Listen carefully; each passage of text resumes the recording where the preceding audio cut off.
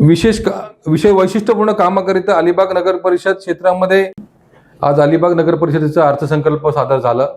हा अर्थसंकल्प 160 कोटी रुपयाचा अंदाजे आहे।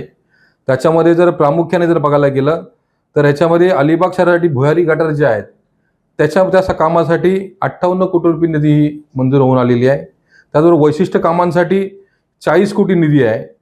जिल्हा नगर उद्यानामधून 3 कोटी आहे। असे टोटल मिळून अनेक वेगवेगळ्या हेडमध्ये टोटल 160 कोटीचा हा पूर्णपणे अर्थसंकल्प आहे। या अर्थसंकल्पामध्ये प्रमुख जर आम्ही बघितलं तर या अर्थसंकल्पामध्ये कुठेच पाणी पुरवठा जो विभाग आहे त्या पाणी पुरवठा विभागामध्ये जे MIDCचं जे बिल आहे त्याच्यामध्ये ह्याचा थकीत रक्कमीचा जो काही मुद्दा आहे तो ह्याच्यामध्ये या अर्थसंकल्पामध्ये कुठेच नाही।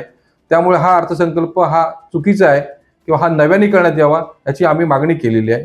त्याचबरोबर इथे जे आकडे दिसत आहेत की गेल्या शेवटच्या 3 वर्षामध्ये अलिबाग शहरामध्ये जे CCTV कॅमेरे लावण्यात आले त्याचे जर आकडे बघितले तर त्याच्यावर जवळपास 2.5 ते 3 कोटी रुपये खर्च आला आहे।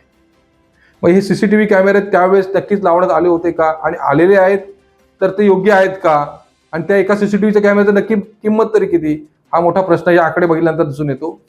त्याचबरोबर प्रामुख्याने जर बघायला गेलं तर याच्यामध्ये शौचालय आणि गटारे याच्यासाठी विशेषपणे एका ठिकाणी 50 लाखाचा खर्च दिसतोय, दुसऱ्या ठिकाणी 55 लाखाचा खर्च दिसतोय।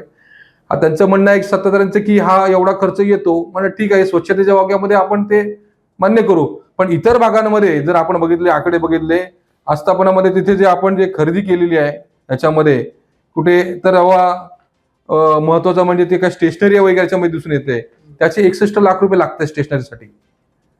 एवढी मोठी रक्कम ही स्टेशनरीसाठी संगणक आणि बाकीच्या तो भाग वेगळा आहे। त्याचबरोबर अनेक जे बाकीचे मुद्दे जे आहेत प्रमुख एकंदरीत या शहराच्या बाबतीत आपण अलिबाग नगर परिषदेतील इथल्या स्थानिक नागरिकांना या अर्थसंकल्पातून काय देतोय आणि ह्याच्यासाठी किती आपण पैसा वापरतोय आणि त्याचा योग्य ठिकाणी वापर होतोय का हाच याचा मागचा मुद्दा आहे।